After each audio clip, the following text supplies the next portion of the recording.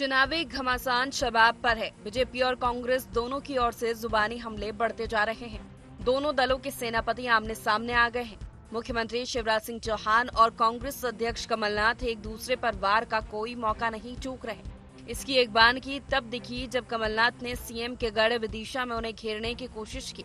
कमलनाथ ने विदिशा और छिंदवाड़ा के विकास की तुलना का चैलेंज दिया। प्रदेश को चौपट प्रदेश बनाने का आरोप लगाया। साथ ही भ्रष्टाचार को लेकर शिवराज और उनकी सरकार पर सवाल उठाए। हम विदिशा के पिछड़ेपने की हम बात देखें, शिवराज सिंह जी का जिला है, छिंदवाड़ा जिला मेरा जिला है। छिंदवाड़ा जाके छिंदवाड़ा भी देख लेना। छिंदवाड़ा 42 साल मुझे वोट नहीं दिया, मुझे उन्होंने प्यार और विश्वास दिया है। ये मेरी सबसे बड़ी पूंजी है। मैं ये व्यवस्था देख रहा हूं कि कैसे सब चौपट है। हमारा प्रदेश मध्य प्रदेश नहीं चौपट प्रदेश बन गया है। चौपट रोजगार व्यवस्था, ये नौजवानों को देख के मुझे बड़ी चिंता होती है। चौपट रोजगार व्यवस्था, ये अपने प्रदेश की तस्वीर है। विकास किसका हुआ? विकास घोटालों का हुआ, विकास कमीशन का हुआ। सबसे भ्रष्ट प्रदेश में मध्य प्रदेश। आप सभी यहां आए, या तो आप भ्रष्टाचार के शिकार हैं या भ्रष्टाचार के गवाह हैं। कमलनाथ के इस वार पर शिवराज ने भी पलटवार करने में देरी नहीं की। शिवराज ने कमलनाथ के साथ दिग्विजय सिंह को भी निशाने पर ले लिया। उन्होंने कहा कि प्रदेश को दिग्विजय ने लूटा, फिर कमलनाथ ने, और अब दोनों लूट के माल के लिए झगड़ रहे हैं। सीएम ने कमलनाथ को सेठ कहने पर भी सफाई दी। अभी जय और वीरू की जोड़ी है जिसको दिल्ली बुलाया गया।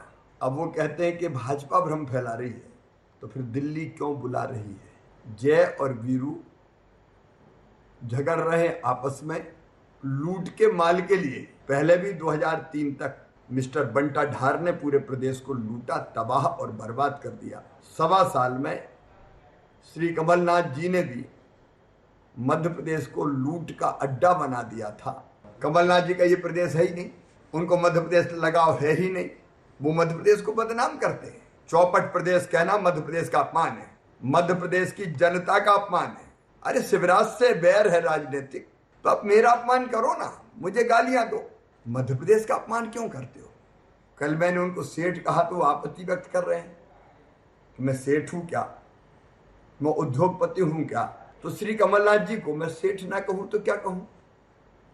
मजदूर कहूं, फसल काटने वाला कहूं?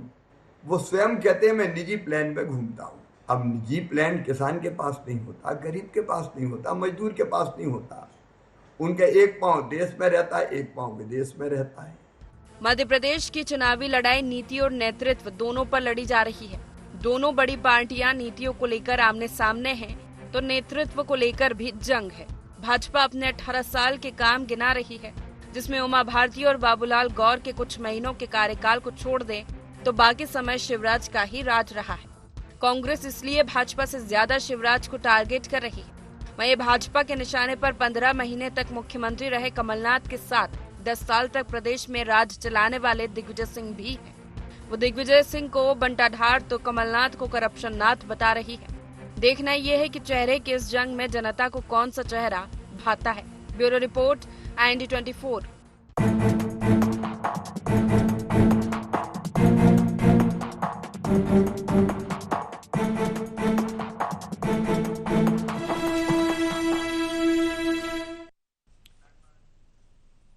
नमस्कार, IND एजेंडा जुबानी जंग प्रचार तंग में आपका स्वागत है। मैं हूं राजेश सक्सेना। आज इसी मसले पर हम चर्चा करेंगे, बातचीत करेंगे, लेकिन पहले देख लेते हैं एजेंडा पॉइंट्स। चौपट बंटा ढार करप्शन नाथ तक क्यों पहुंची चुनावी लड़ाई? क्या MP को चौपट प्रदेश कहना प्रदेश का अपमान है? किसके राज में बढ़ा, किसके राज में पिछड़ा मध्य प्रदेश? शिवराज और कमलनाथ दोनों में किसका चेहरा पसंद करेगी मध्य प्रदेश की जनता। तो ये अहम एजेंडा पॉइंट्स हैं जिनके इर्द गिर्द आज की हमारी ये चर्चा होगी, डिबेट होगी। तो जिस तरह से लगातार हम जो बात करते हैं कि जो समर और इस समर का जो समय है वो धीरे धीरे नज़दीक आता जा रहा है, और यही कारण है कि तमाम सारे बयान चुनावी सियासत में, राजनीति में तैरते हुए नजर आ रहे हैं। एक तरफ वो तमाम सारे मुद्दे हैं। अगर सत्ताधारी दल भारतीय जनता पार्टी की बात करें तो भारतीय जनता पार्टी विकास के मॉडल को, विकास के एजेंडे को आगे रखते हुए, साथ ही डबल इंजन की जो सरकार है उसको आगे रखते हुए चुनाव प्रचार में है। दूसरी तरफ कांग्रेस की अगर बात की जाए तो कांग्रेस भी अपने वचनों के जरिए, अपने वचन पत्र के जरिए जनता के बीच पहुंच रही है, कह रही है कि उसकी सरकार आई तो हम ये जो हमने वचन दिए हैं वो पूरा करेंगे। लेकिन इसके अलावा भी एक और जंग है, एक और लड़ाई है, वो है जुबानी जंग, वो है आरोप प्रत्यारोप की जंग। और आरोप प्रत्यारोप धीरे धीरे जैसे वो समय, वो दिन नजदीक आता जा रहा है 17 नवंबर का, वैसे वैसे जो जुबानी जंग है वो भी और तेज होती जा रही है। और यही कारण है कि अगर पीसीसी चीफ कमलनाथ चौपट प्रदेश कहते हैं सीएम शिवराज सिंह चौहान पर इसका ठीकरा फोड़ते हैं, तो दूसरी तरफ सीएम शिवराज भी पीसीसी चीफ कमलनाथ को सेठ कहते हैं, जय वीरू दिग्विजय सिंह और कमलनाथ को कहते हैं। और इसी के बाद जो जंग है वो तेज हो चली है। आज इसी मसले पर हम चर्चा करेंगे। चर्चा शुरू करें उससे पहले अपने मेहमानों से आपका परिचय करा देते हैं, तारुफ करा देते हैं, फिर चर्चा को हम आगे बढ़ाएंगे। 3 मेहमान इस चर्चा में हमारे साथ में हैं। हमारे साथ में हैं कांग्रेस के वरिष्ठ नेता, पूर्व सांसद प्रताप भानु शर्मा साहब। स्वागत करूंगा प्रताप भानु शर्मा साहब आपका। हमारे साथ में हैं सनवर पटेल जी, प्रदेश प्रवक्ता भारतीय जनता पार्टी। स्वागत है सनवर जी आपका। और वरिष्ठ पत्रकार योगीराज योगेश जी है हमारे साथ में है। स्वागत करूंगा योगीराज जी आपका। योगीराज जी, सीधे सवाल पर आपके पास में आता हूं, और जिसका जिक्र मैंने किया या जो कुछ पैकेज के जरिए हमने अपने दर्शकों को बताया, सवाल इसी बात को लेकर है कि ये किस तरह की जंग है। क्योंकि एक तरफ मुद्दे हैं और दूसरी तरफ जिस तरह से बयानों के जरिए एक दूसरे पर निशाना साधा जा रहा है, क्या ये भी एक चुनाव का अहम पहलू है लड़ाई का? नहीं, बिल्कुल ये चुनाव का ही पहलू है। और जब लोग चुनाव युद्ध या जंग में जाते हैं तो ये सारे तरीके, तौर तरीके और सारा असला बारूद इस्तेमाल किया जाता है। तो ये पार्टियों के असला और बारूद है। और ये बड़ी अच्छी बात है कि मध्य प्रदेश में शोले फिल्म एक बार फिर से चर्चा में है। जय वीरू की तुलना सुरजेवाला साहब खुद कह चुके हैं कि साहब ये दोनों जो हैं कमलनाथ और दिग्विजय सिंह जी जय वीरू हैं। अब महत्वपूर्ण बात है फिल्म की भाषा में यदि अपन बात करें तो यदि ये जय वीरू है तो गब्बर कौन है? और निश्चित तौर पर फिर गब्बर हैं तो फिर गब्बर शिवराज ही हैं, क्योंकि जय वीरू की जो जंग थी वो गब्बर के ही साथ थी। और बड़ी मतलब इंटरेस्ट, ठाकुर का भी कैरेक्टर है। हाँ, ठाकुर मुझे लगता है कि लोकतंत्र है जिसके दोनों हाथ काट दिए गए, वो लोकतंत्र है। और फिर इसका एक कैरेक्टर हुआ था बसंती, तो मुझे लगता है कि बसंती जनता है जो उनके सामने नाच रही है। तो ये एक फिल्म का एक परिदृश्य है। लेकिन ये सारे परिदृश्य राजनीति में दिखाए जाते हैं, निभाए जाते हैं और बताए भी जाते हैं, ताकि कैसे भी करके लोगों को, मतदाताओं को अपनी तरफ कन्विंस किया जा सके। अब महत्वपूर्ण बात यही है कि दोनों दलों के पास इस बार कहने के लिए बहुत कुछ है एक दूसरे के खिलाफ। और इससे इंपॉर्टेंट एक और इंटरेस्टिंग बात यह है कि ये ऐसा चुनाव है 5 साल का कि इस 5 साल में दोनों दलों को जनता ने देख लिया। 1.5 साल कांग्रेस को भी देख लिया और 3.5 साल भाजपा को भी देख लिया। तो मुझे लगता है ये चुनाव अब तक का सबसे इंटरेस्टिंग, सबसे रोचक चुनाव है। अब बात यही है कि कौन अपनी बात कैसे और किस परिप्रेक्ष्य में जनता तक पहुंचा पाएगा, वो फिर इस चुनाव को मुझे ऐसा लगता है आगे हो जाएगा। बेहतर एनालिसिस, विश्लेषण योगीराज जी कर रहे हैं। और क्योंकि हम लगातार जब ये बात करते हैं कि अब जो परिदृश्य है वर्तमान समय में चुनाव का वो कुछ अलग है।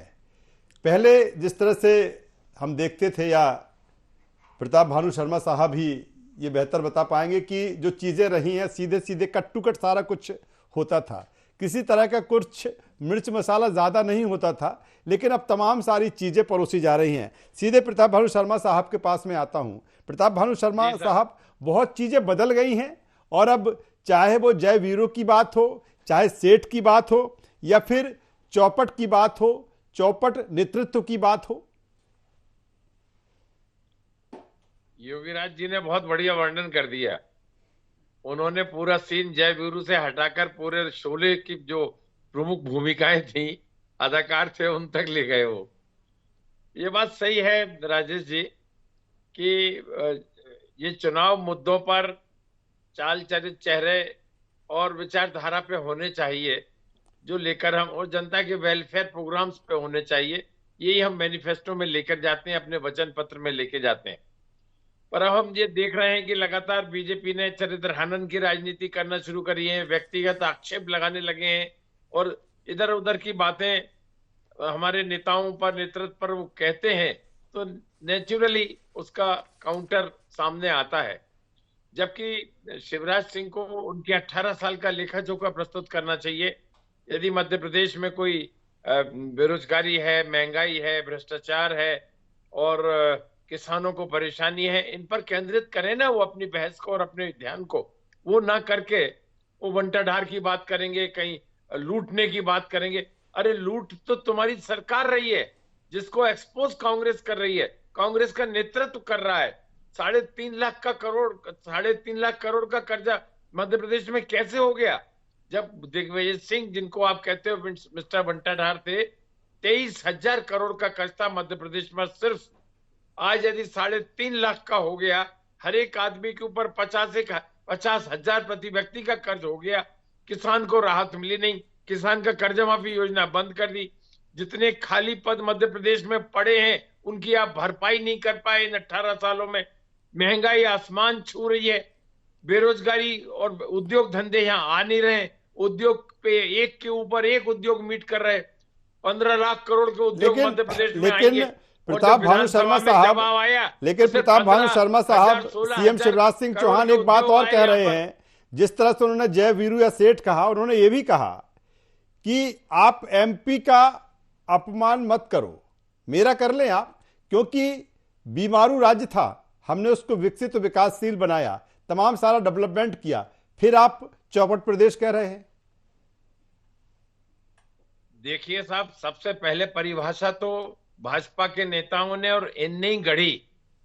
शिवराज सिंह ने, मध्य प्रदेश कभी भी बीमारू राज्य नहीं रहा। ये बीमारू राज्य का शब्द किसने दिया? भारतीय जनता पार्टी ने, शिवराज सिंह ने।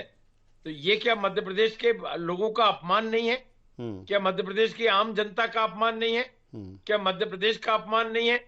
जो राज्य पूरे भारतवर्ष में कृषि उत्पादन में प्रमुख रहा हो, खनिज में प्रमुख रहा हो, और मध्य प्रदेश का विभाजन होने के बाद भी आत्मनिर्भर मध्य प्रदेश रहा हो, उसको आप बीमारू राज्य कैसे निरूपित कर सकते हैं? जिसमें इतने बड़े बड़े उद्योग आए हो, बड़ी चलिए सनवर पटेल साहब के पास में आ जाता हूं। सनवर पटेल साहब, आप देखिए, सनवर पटेल साहब प्लांट यहाँ है जी, चलिए प्लांट यहाँ है। सनवर पटेल साहब, जमाने में ही आई। आपको क्यों शोले का सहारा लेना पड़ा? हमारे मध्य प्रदेश में क्यों उस कैरेक्टर, शोले फिल्म के कैरेक्टर का सहारा लेना पड़ा?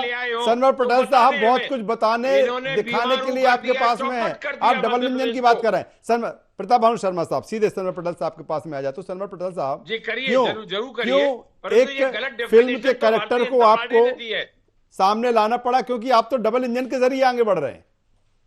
जिस प्रकार से राजेश जी कांग्रेस के नेताओं ने बात की, जिस प्रकार से मध्य प्रदेश को चौपट कहा, और उसी कार्यक्रम में सम्माननीय मुख्यमंत्री जी ने कहा कि चौपट नहीं, ये विकसित राज्य है और बीमारू राज्य तो आपने छोड़ा था, और अब भी आप योजना बना रहे हो। अब हमारे वरिष्ठ साथी जो यहाँ मौजूद हैं, बहुत ही वरिष्ठ पूर्व सांसद हैं, उन्होंने कहा बीमारू राज्य किसे कहते हैं। देखिए साहब, बीमारू राज्य किसे कहते हैं? किसे कहते हैं? मैंने ये कहा मध्य प्रदेश बीमारू राज्य कभी नहीं रहा। मैं एक्सप्लेन कर देता हूँ। चलिए सनवर पटेल साहब बोल लीजिए। वो इधर से कान पकड़िए, इधर से पकड़ लीजिए। तो अब उन्होंने कहा कि कभी नहीं रहा। देखिए 2003 तक ना यहाँ रोडें थी, जितनी रोडें थी 44,000 किलोमीटर, उसके अंदर ना रोड में गड्ढे हैं कि गड्ढे में रोड है, पता नहीं चलता था। मध्य प्रदेश के बाहर के लोग आते थे तो गड्ढों से पता चलता था मध्य प्रदेश, और वो कहते हैं कि बीमारू नहीं था। अरे बिजली के ये हाल थे कि बिजली कभी कभी आती थी, हमेशा आज जाती भी ही रहती थी। उससे बदतर हालत है। अरे साहब, किसानों से पूछिए, आप तो इतने वरिष्ठ हैं। अरे 2 फीस से 3 फीस करने पड़ते थे। गांव में गुल्ला बोलते हैं उनको, 2 फीसिया बोलते हैं, 2 फीस से 3 फीस करना पड़ते थे, गुल्ले लगाने पड़ते थे। फिर भी पानी की जो लहर है वो सेड़े तक नहीं पहुंचती थी। ये हाल थे। तो पानी नहीं था, बिजली नहीं, सड़कें नहीं, इंफ्रास्ट्रक्चर के नाम की कोई चीज नहीं। मध्य प्रदेश के आम निवासी की प्रति व्यक्ति आय 11,000 रुपए थी, मात्र 11,000। मध्य प्रदेश का जो बजट है वो मात्र 23,000 करोड़ रुपए था। आज 3 लाख करोड़ के ऊपर बजट है। आज प्रति व्यक्ति आय 1,40,000 है। इसलिए हम कह रहे हैं कि आपने बीमारू छोड़ा था। आप किसानों की बात करते हैं। अरे किसानों को 21% ब्याज पर आप ऋण देते थे सोसाइटी से, खाद बीज देते थे 21% पर। आज 0 और -10 पर दिया जा रहा है। आमदनी दुगनी हो गई क्या? समृद्धशाली बनाने का काम किया है। दुगनी हो गई क्या? अरे आज 1 बार नहीं, 2 बार नहीं, 7 बार कृषि कर्मण अवार्ड जीता है। पंजाब जैसे कृषि प्रधान प्रांत को पछाड़ कर जीता। आप बता दीजिए 2003 के पहले कब जीता था?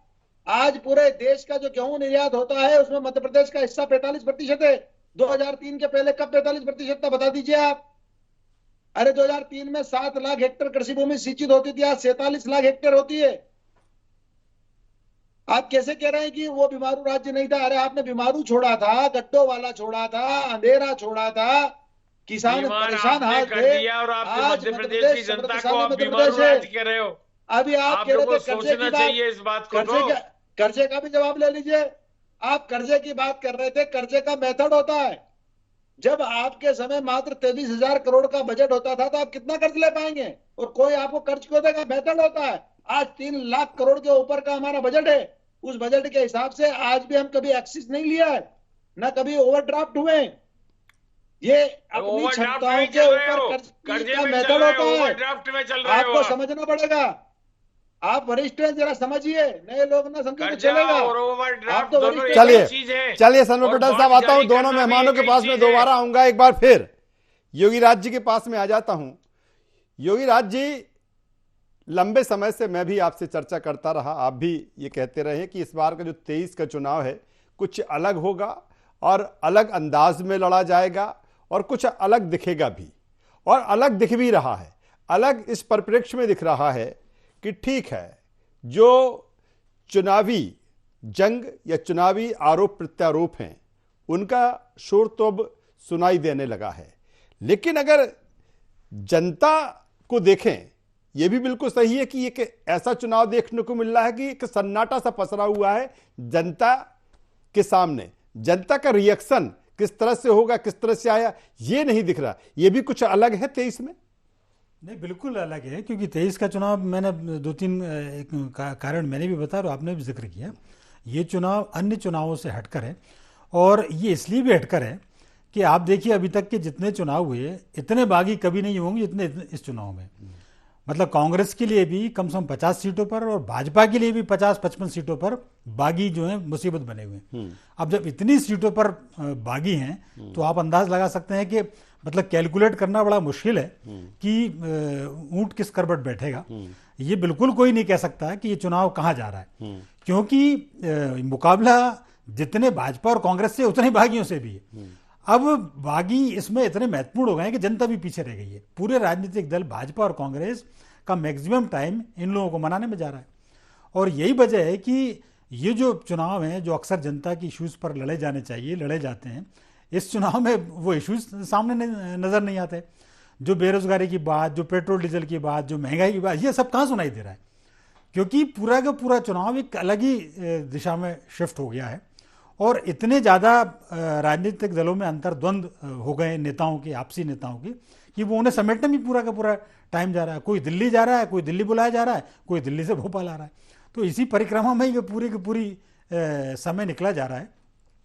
अब केवल यही है कि इन सब चुनौतीपूर्ण स्थितियों से दोनों राजनीतिक दल कैसे निपटते हैं और जनता का ख्याल कौन कितने अच्छे से रखता है, क्योंकि जनता इस बार इतने आनंद में है, इतने गदगद में है, क्योंकि उनको पता है कि कांग्रेस भी भरपूर देने वाली है और भाजपा भरपूर दे ही रही है। चलिए सीधे प्रताप भानु शर्मा साहब के पास में आ जाते हो। प्रताप भानु शर्मा साहब, जो मैंने योगी राज जी से कहा या फिर योगी राज जी जो कह रहे हैं, क्या कुछ ऐसा ही है कि जो एक्सरसाइज कांग्रेस को या मैं कहता हूं भारतीय जनता पार्टी या अन्य को जनता के बीच में, खासतौर पर कांग्रेस और भाजपा की बात करें, जो एक्सरसाइज जनता के बीच में जाकर करना चाहिए वो पार्टी के भीतर ही करना पड़ रही है, और यही कारण है कि वो टेम्पो अभी नजर नहीं आ रहा है इलेक्शन का, क्योंकि आपस में ही उलझे हुए हैं अभी। तो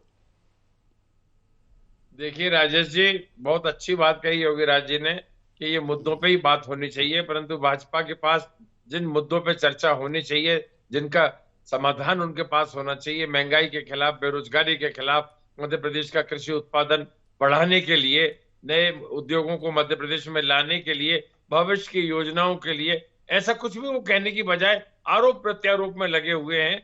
और भ्रष्टाचार की तो बोल ही नहीं रहे। इतना भ्रष्टाचार हुआ है सरकार में कि लोगों ने 50% की कमीशन की सरकार निरूपित कर दिया।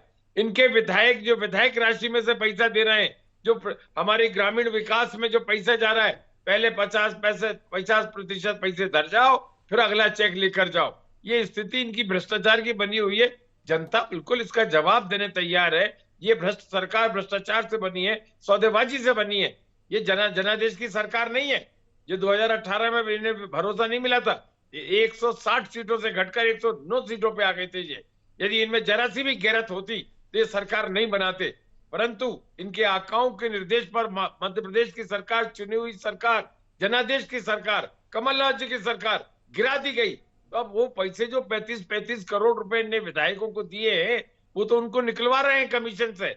यदि हमारे नेता, हमारी कांग्रेस पार्टी ये कह रही है कि 50% कमीशन की सरकार है, हम देख रहे हैं यदि वहां पर महाकाल लोक में भ्रष्टाचार हुआ है, कैरम बांध में भ्रष्टाचार हुआ है, पटवारी भर्ती में भ्रष्टाचार हुआ है, व्यापम में भ्रष्टाचार हुआ है, हम क्यों नहीं कहेंगे। चलिए, और आप चौपट, चलिए सर्वर पटेल साहब जवाब दे दीजिए। चौपट कर दी। चलिए सर्वर पटेल साहब जवाब ले लेते हैं। सबसे नंबर 1 प्रदेश की जनता बेरोजगारी में नंबर 1, जब हमको मिली तो इनको कोई कुपोषण में नंबर 1। प्रताप भानु शर्मा साहब जवाब ले लेता हूँ सर्वर पटेल जी से। तब भी प्रतिशत कम मिला था प्रदेश की हालत है क्या? 113-14 में भी अपने मुंह से मियां मिट्ठू बने जा रहे हैं। बिल्ली अब के जनता जवाब देगी। चलिए जवाब ले लेता हूँ प्रताप भानु जी, जवाब ले लेता हूँ। आपने हाहाकार मचा दिया और मध्य प्रदेश की जनता ने आपको नकार अरे दिया, अब तो आपके बस नेताओं ने दो आपको सिल्वर जी। नकार दिया, आपके तो नेताओं ने आपको नकार दिया अब साहब। तो जाओ, बहुत आपके देख लिया। नेताओं ने आपको नकार दिया।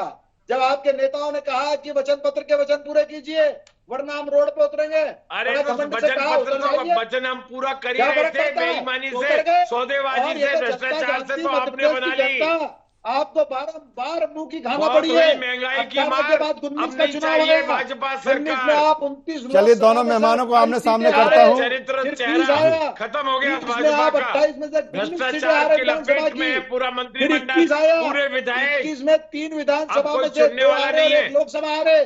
22 और में आप पूरा अटेंशन का डाइवर्ट पूरा मत नगरीय करिए निकाय और ग्राम मुख्य पंचायत मुद्दों आ से। रहे। मध्य हमने प्रदेश हमारा की जनता घोषणा ने पत्र आपको आईना 101 दिखाया और संकल्पों घर के बैठाने का साथ आपको काम जनता किया के है। बीच में जाए रख श्रीमान, दिया है। आप घर और इन्हीं बैठिए। मुद्दों पे हम चुनाव भारतीय लड़ेंगे। जनता पार्टी जनता और की फिक्र जनता करती जवाब है। देगी आपको। 24 घंटे 365 दिन सक्रिय रहती है, सुख दुख में खड़े होती है। 365 और इस मध्य दिन प्रदेश के भ्रष्टाचार विकास के करती लिए है। प्रतिबद्ध है। एक बीमारू राज्य जो आपने छोड़ा था, अरे उससे आज बीमारू राज्य तो विकसित आप कह रहे राज्य हो। आप जो सोचना चाहिए क्या शब्द का 11,000 उपयोग कर रहे प्रति हो। व्यक्ति आय मध्य वाला प्रदेश ने के मध्य लोगों प्रदेश के छोड़ा लिए था, बीमारू शब्द उसको का उपयोग कर आज रहे हो। 1,40,000 आपको प्रति व्यक्ति शर्म आय करना वाला मध्य चाहिए। प्रदेश बनाया है। जो 44,000 किलोमीटर वाली चलिए सेक्टर वाली मैं सड़क छोड़ी वापस थी, एक छोटे से आज कमेंट्स 5,11,000 छोटे से कमेंट्स के चमचमाती साथ सड़कें मध्य प्रदेश मैं के योगी पास राज है। जी के पास में आ जाता हूं। योगी राज जी, ये अब तय है इन 15 दिनों का जो समय है उसमें कहीं ना कहीं जो मेंटल गेम है, जो मनोविज्ञान है, चाहे वो भारतीय जनता पार्टी की तरफ से हो या कांग्रेस की तरफ से हो, ये भी देखने को मिलेगा। यानी कि आने वाला जो समय 12 से 15 दिन का है वो भी काफी मायनों में अलग होगा 23 के लिए। नहीं, यही समय महत्वपूर्ण है। आप ये देखिए कि अभी तक तो सबने अपनी बात कह ली, सबने ये बता दिया कि हम ये करने वाले हैं, अपनी घोषणाएं कर दी, वचन पत्र आ गए, वादा घोषणा पत्र आ गए, सब आ गए। अब जो ये आपको जो 15 दिन में जो करना है, ये जो बोलते हैं ना ये स्लॉग ओवर है, अंतिम ओवर है, और इन अंतिम ओवर में जो बल्लेबाजी कर जाएगा धुआंधार, वो जीत जाएगा। तो क्या सर मूल मुद्दे जो है वो गायब हो जाएंगे? नहीं तो गायब तो हो ही गए ना। आप बताइए जिन मुद्दों पर जो मुद्दे 3 महीने पहले जिन पर बात हो रही थी, अब कहाँ बात हो रही? अब या तो फ्री की चीजों पर बात हो रही है, या एक पार्टी कह रही कि हम ये दे देंगे, दूसरी पार्टी कह रही हम दे ही रहे हैं। तो अब तो इन चीजों पर बात हो रही है, मुद्दे पे बात कहाँ हो पा रही है? चलिए, मुद्दे पर बात नहीं हो रही है, लेकिन होना चाहिए यही कि जो जनता से जुड़े सीधे मुद्दे हैं, खासतौर पर विधानसभा चुनाव को हम देखते हैं, खासतौर पर स्थानीय मुद्दे जो होते हैं, जनता से सीधे जो कनेक्ट मुद्दे होते हैं, उन पर चर्चा होना चाहिए। लेकिन चुनाव आते आते तमाम सारे आरोप प्रत्यारोप, अन्य मुद्दे हावी होते दिखाई दे रहे हैं। चुनावी समर है और समय है, इस समय में तमाम सारी चीजें देखने को मिलेगी, लेकिन लोकतंत्र में, प्रजातंत्र में जनता ही सर्वोपरि होती है। देखना होगा कि जनता का जो मूड है, जो मत है, वो किस तरह हो जाता है। तीनों मेहमानों का धन्यवाद करता हूं, शुक्रिया करता हूं। तो इस 2023 की जंग में सेनाएं पूरी तरीके से तैयार है, और यही कारण है कि वार पलटवार का जो दौर है वो लगातार जारी है। IND एजेंडा में बस इतना ही। IND 24 पर खबरों का सिलसिला लगातार जारी है। बने रहिए हमारे साथ। नमस्कार।